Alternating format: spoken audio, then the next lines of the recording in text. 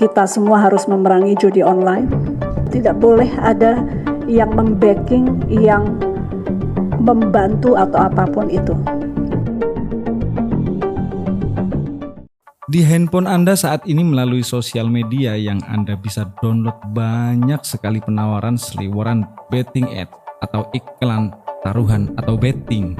Bahkan di banyak sosial media, influencer mulai mempromosikan gambling online yang saat ini sudah sampai pada level yang semua orang tidak pernah prediksi sebelumnya.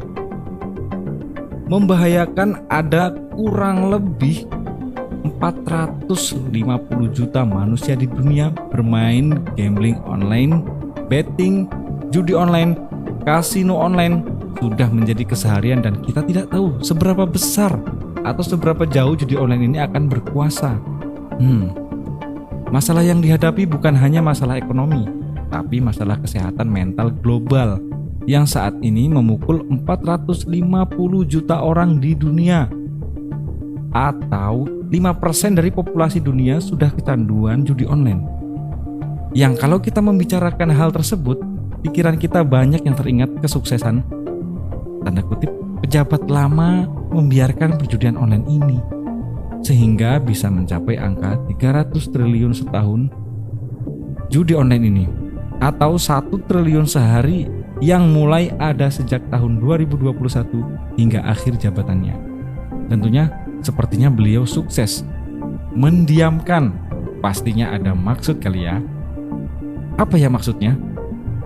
Baru saja kita tersadar ketika ada berita sekitar 14 orang ditangkap dari kantor lamanya menjabat, di mana orang-orang yang ditangkap itu tugasnya sederhana, hanya untuk tidak menutup beberapa situs judi online.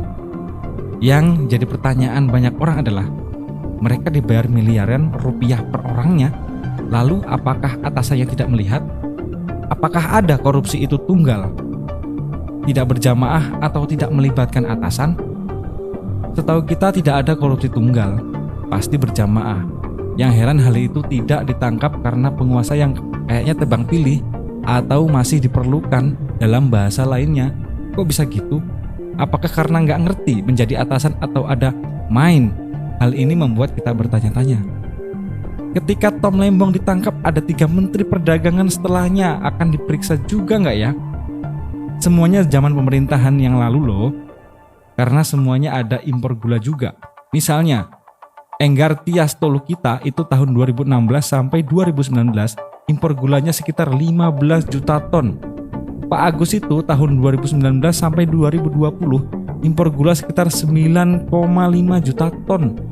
Zulkifli juga tahun 2020 sampai 2024 impornya lebih dari 20 juta ton. Untuk hal ini kita serahkan ke penguasa yang sekarang tentunya. Belum tentu mereka korupsi loh, tapi hal ini mempertanyakan aja. Kembali ke kementerian yang anak buahnya ditangkap. Akankah juga ada atasan yang diperiksa, dijadikan tersangka sampai pejabat yang tertinggi?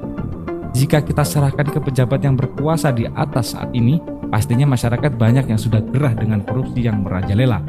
Pastinya rakyat menunggu gerakan berantas koruptor tanpa pandang bulu. Kembali ke judi online. Dulu kalau di offline atau di darat, Anda harus beli tiket lotre atau ke kasino. Sekarang tidak perlu.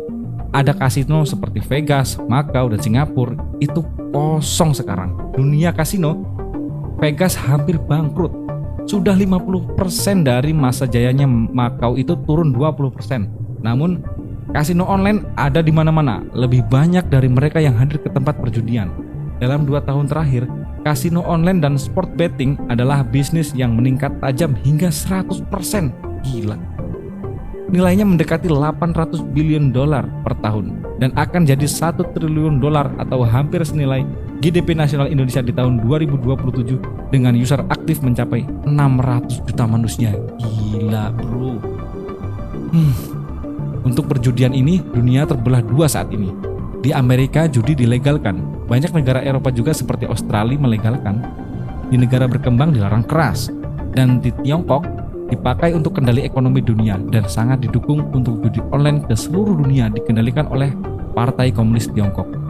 Tiongkok berminat menjadi pengendali atau hulu dari judi online dan sport betting online akan dijadikan devisa negara. Di sini terlihat makom sebuah negara. Negara maju memanfaatkan sebagai apa negara berkembang jadi korbannya lagi dan lagi. Nah, kalau di zaman Pak Prabowo bagaimana ya Pak? Kita perlu penanganan hal ini dengan tegas dan tepat. Wassalamualaikum warahmatullahi wabarakatuh.